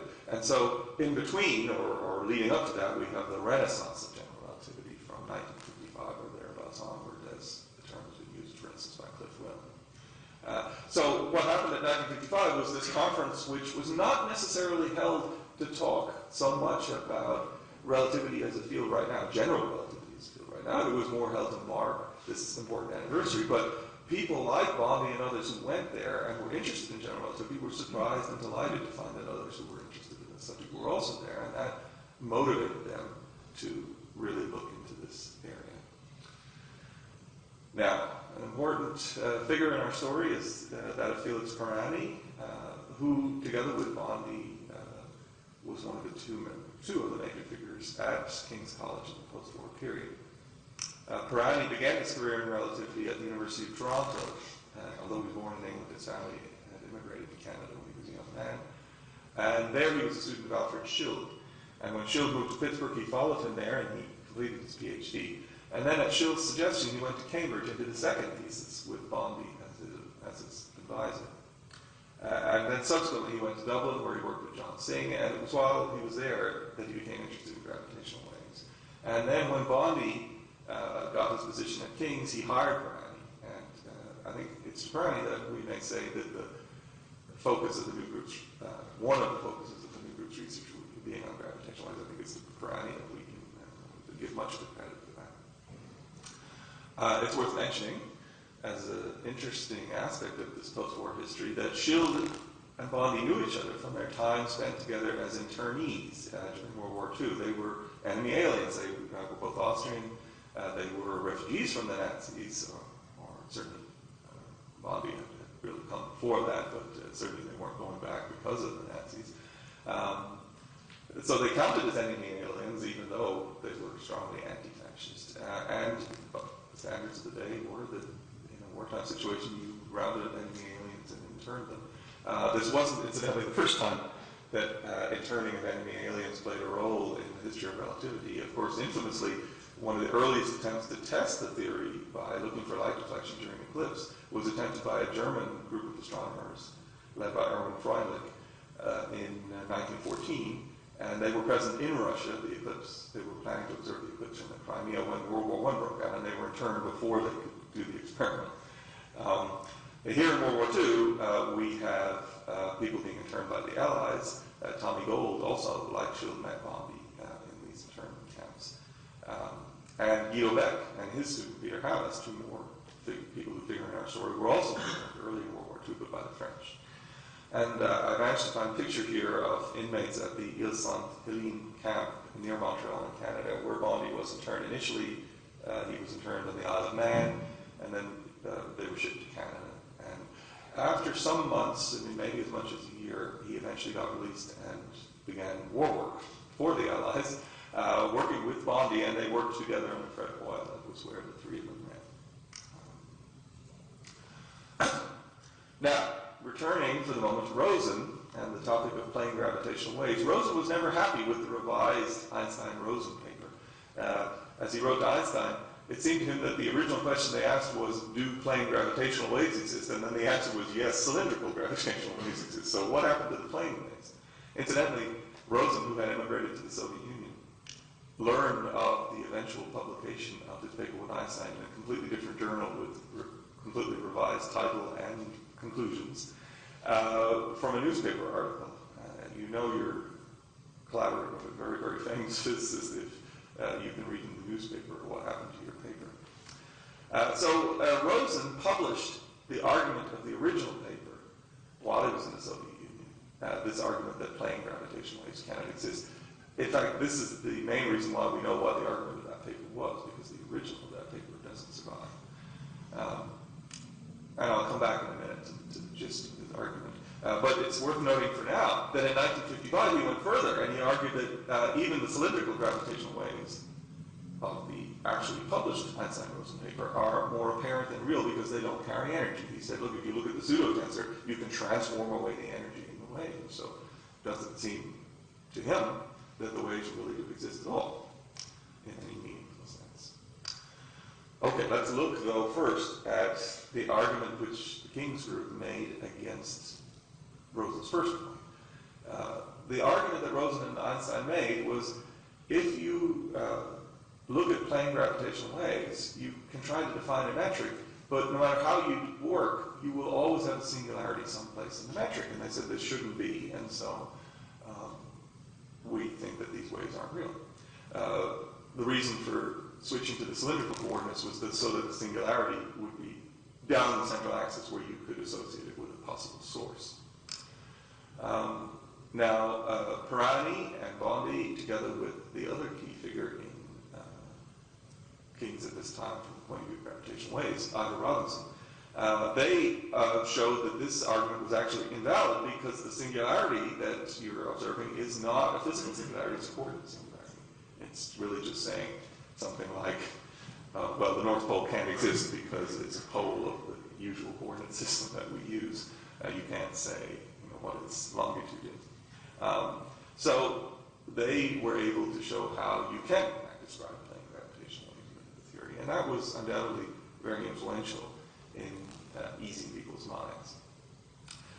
Before we leave this particular topic of plane gravitational waves, it's worth mentioning that the article which actually really drew Pirani's attention to the fact that there were skeptics. I think we can say that while Bondi was a skeptic in some sense, Pirani wasn't, and he didn't really understand what the skeptics were on about, but once he read their views, was happy to rebut them.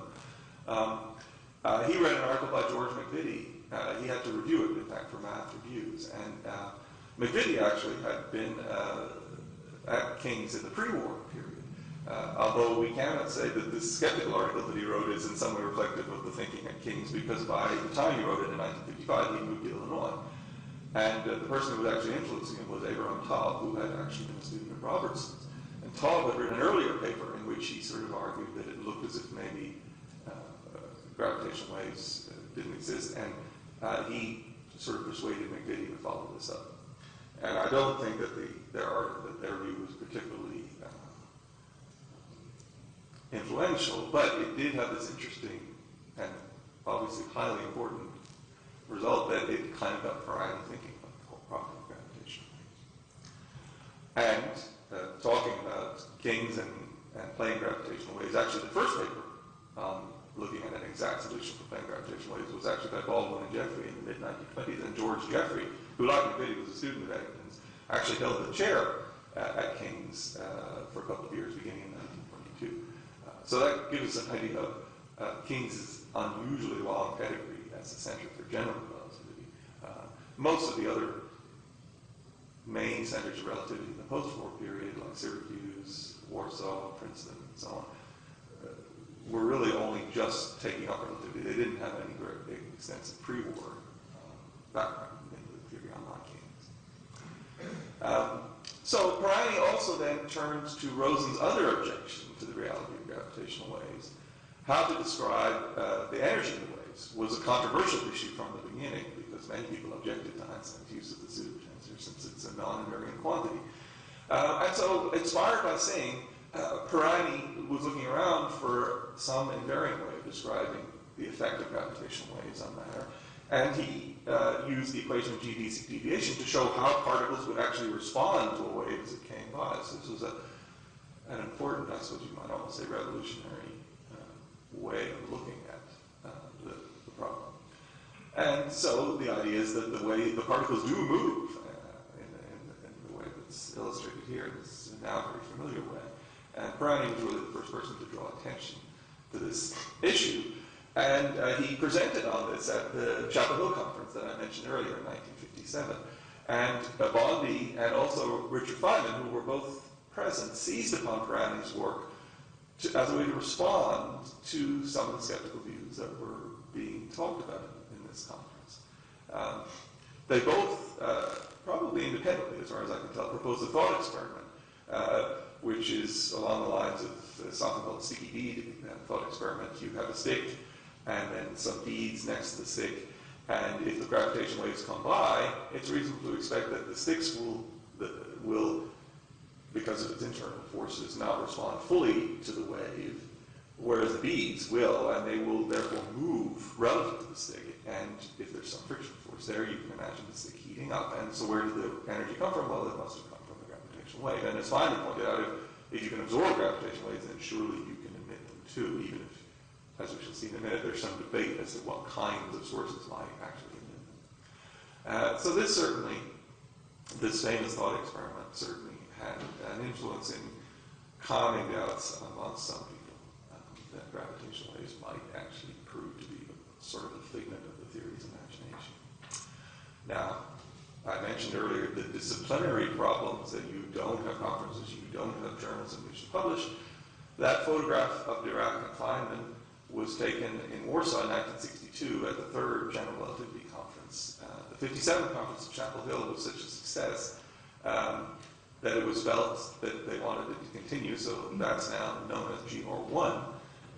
The International Committee on General Relativity and Gravitation was set up after the 57th Conference to organize a series of such conferences, of which Warsaw was the third. And later it became a society, and it started a journal, GRG. And so in this way,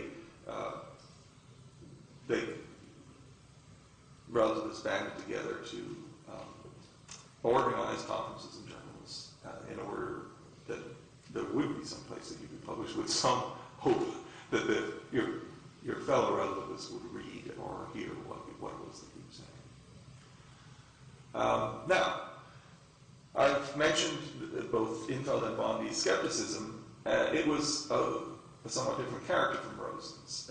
They both agreed that gravitational waves could in principle exist.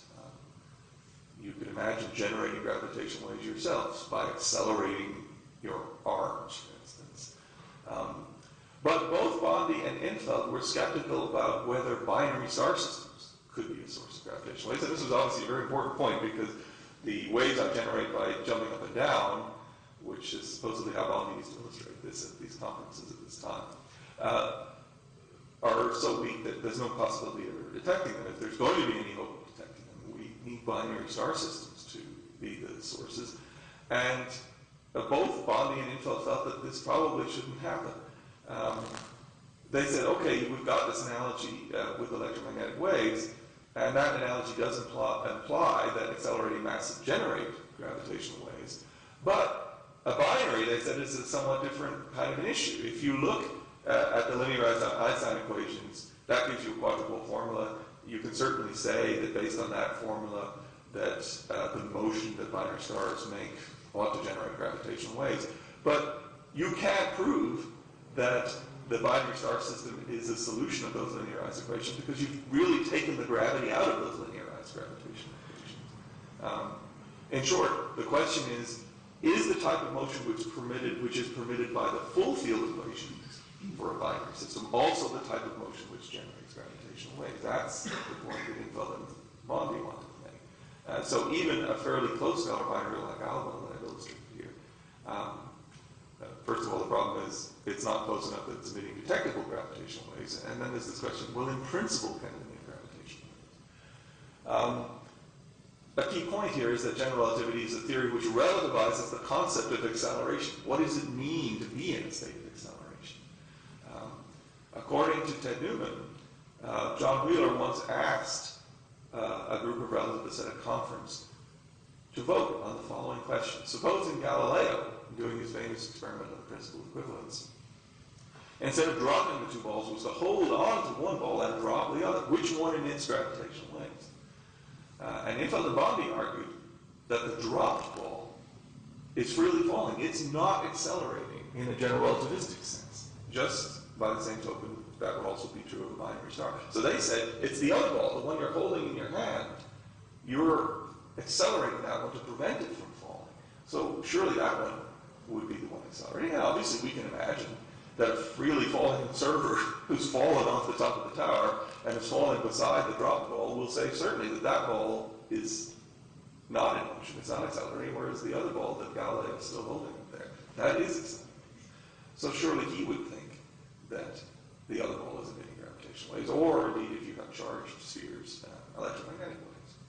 And according to Newman's story, there was an evenly split vote on this, that the room was divided as to which of the two balls ought to radiate gravitational waves. So that shows us that there were important issues of principle which were being debated in a meaningful way.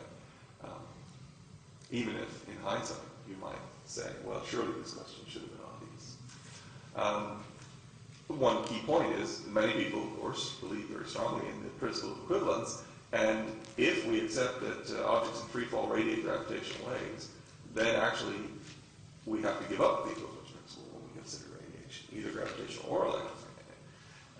And it's normally claimed that this is fine because radiation is not a local phenomenon, and the Coulomb principle is only defined locally. But nevertheless, this wasn't so completely transparent at the time. Now, I have to mention another important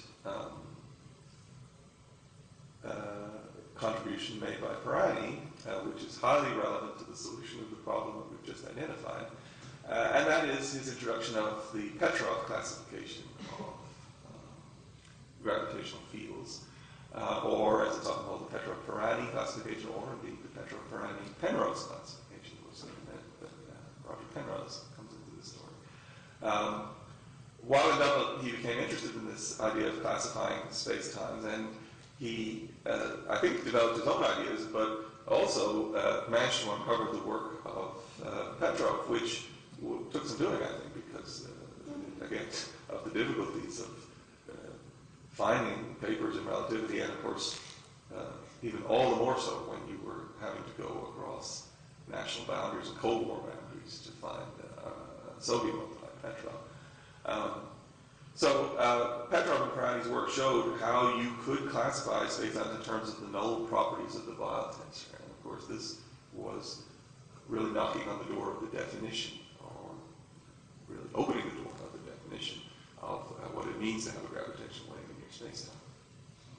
And this work led, in fact, to the Peeling theorem, which shows that if you have a realistic spacetime, which might be a mixture of different Petrov types, that as you look at the asymptotic behavior of this spacetime, so the different Petrov types peel off each other at different rates of decay as you go towards infinity, as you go to large radial distances, and leaving finally a type representing gravitational waves, an N-type or null type or type 4.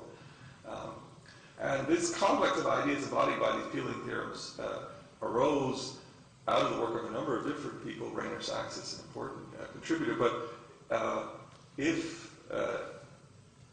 it's tricky enough to say, who contributed every little point. Actually, a key location can be identified where many of the important interactions took place, and that's King's College.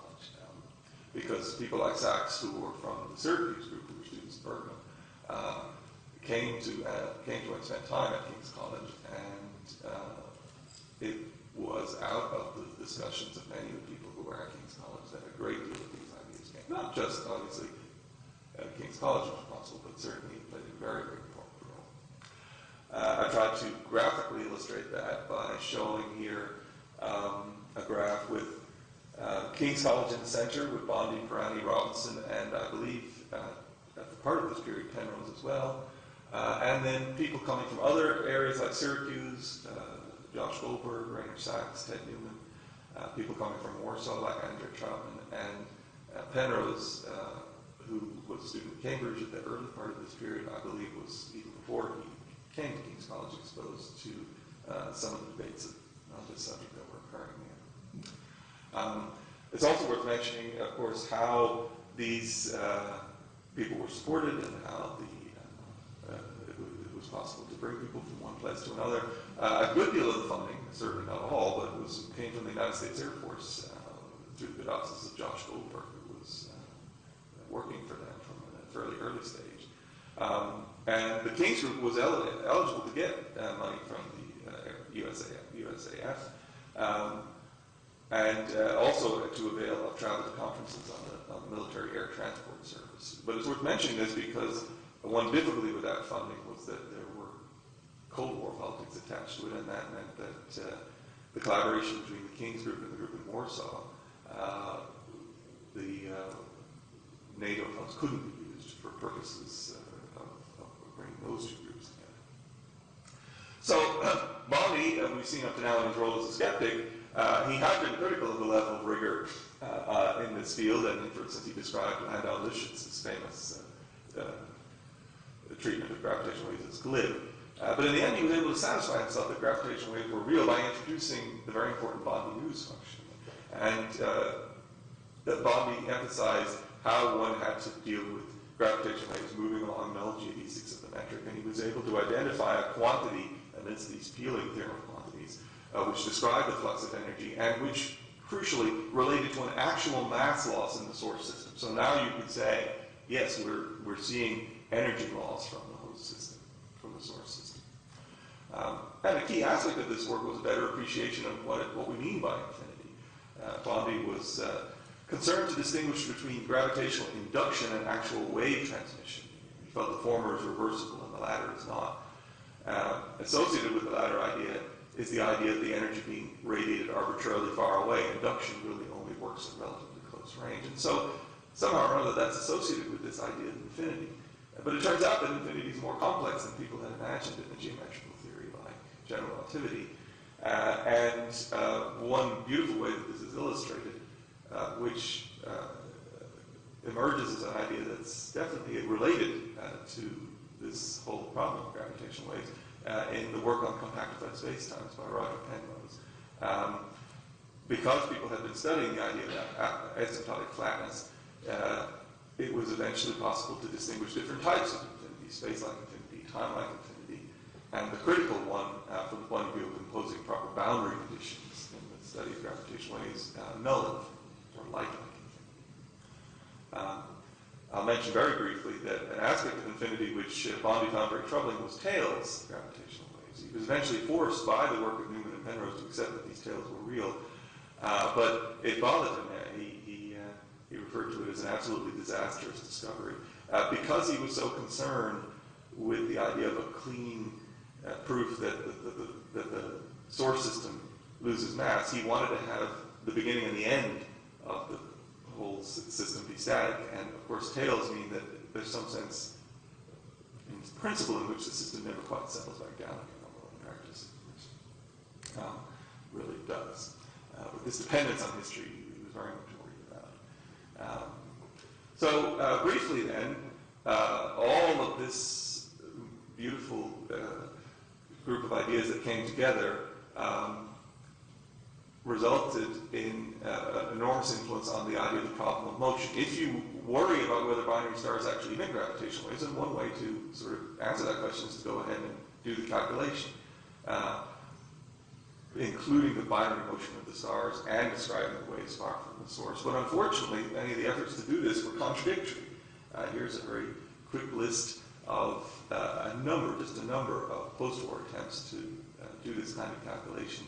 And you see that sometimes they agreed that the binary gained energy, and then sometimes they found that no, actually the gravitational waves are carrying away negative energy or somehow, or returning energy to the system. One of the key efforts in this regard was due to the Polish physicist Andrzej Czarpin, who was perhaps the first to show that by carefully matching between the source and the distant field, one could demonstrate that the binary stars did in fact emit energy outward. And his 1958 lectures at King's College and his collaborations with people at King's were very, very influential. It's worth noting that during the 1960s, several of the protagonists in our story left the field to a great extent. Felix Pirani became better known as an author, often of children's books. Bondi went into government service. Bondi often worked for the Tory governments, whereas Pirani, and I'm told that a key feature of King's College at this time was the political debates between Pirani and Bondi especially. Pirani told me that his proudest moment was when a Tory MP accused him of corrupting the nation's youth through his books. Rainer Sachs also went into biology, and interestingly, it wasn't just Pirani, but in the 70s, a couple of people involved in the study of gravitational waves and general relativity, Robert Forward and Alan Lightman, both went on to become successful authors.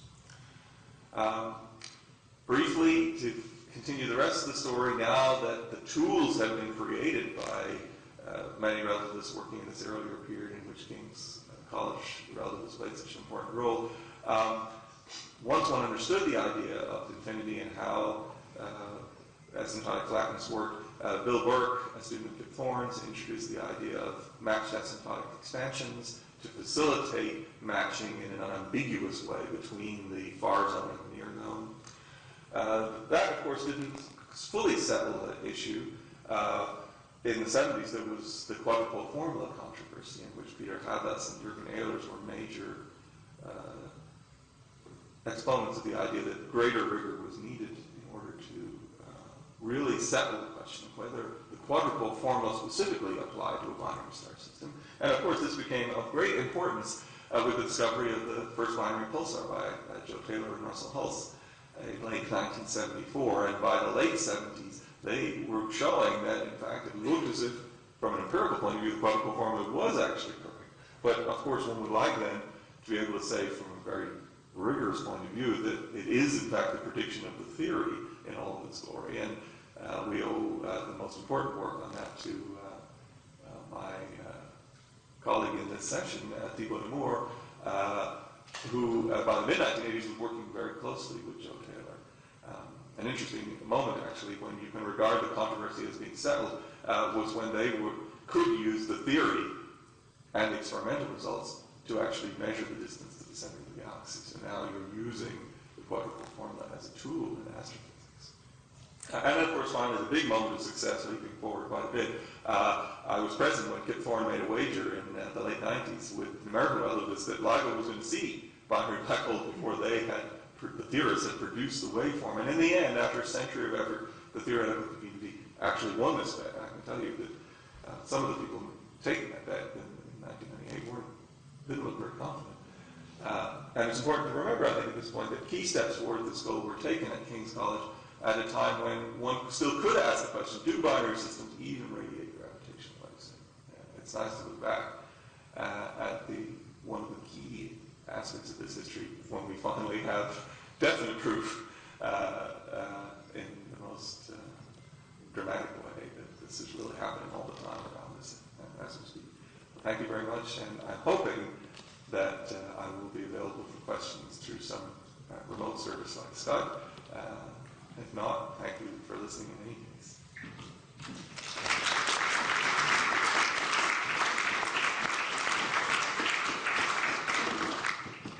No? Excuse me, it's been a long way since I've before. Okay. Dan, this is Yes, here.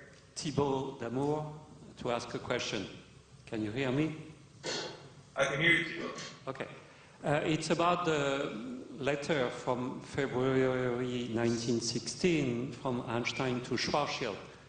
Yes. It seems to me that Einstein gives the answer in the letter because he says there is no dipole gravitational waves because of the conservation of momentum. So it seems he really did an analog of the usual dipole calculation in electromagnetism, which is the lowest approximation, and he found that the dipole was not radiating. So if he had kept the approximation to this level, in first approximation, indeed, he was getting no gravitational waves. Don't you want to interpret it this way? Yes, I agree. It's very... I heard the question, okay. I was just going to say that... let me do that. I was going to say that it is a very natural interpretation, and probably the correct one. And in fact, you do know that this argument had already been made by Max Abraham only a few years previously. So it may well be that Einstein was already familiar with it. So, yeah, I have to agree with you that that's clearly the main aspect of what he's saying. Okay. And by the way, a side remark, Einstein did use harmonic coordinates in 1912. As you know, in the Zurich notebook, he immediately reduces Ricci equals 0 using harmonic coordinates. So maybe he had forgotten about them, but he knew them in a sense early on. Yes, thank you. But you have mentioned that to me before, actually, and I made a note at the time to try to puzzle that out, because you're absolutely right.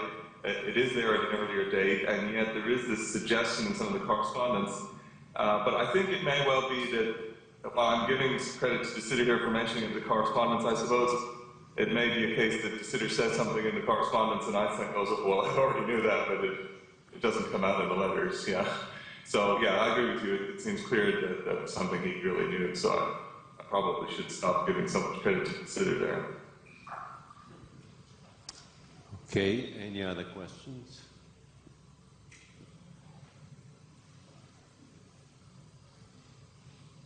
If none, then we probably need to thank Daniel again for a very nice talk.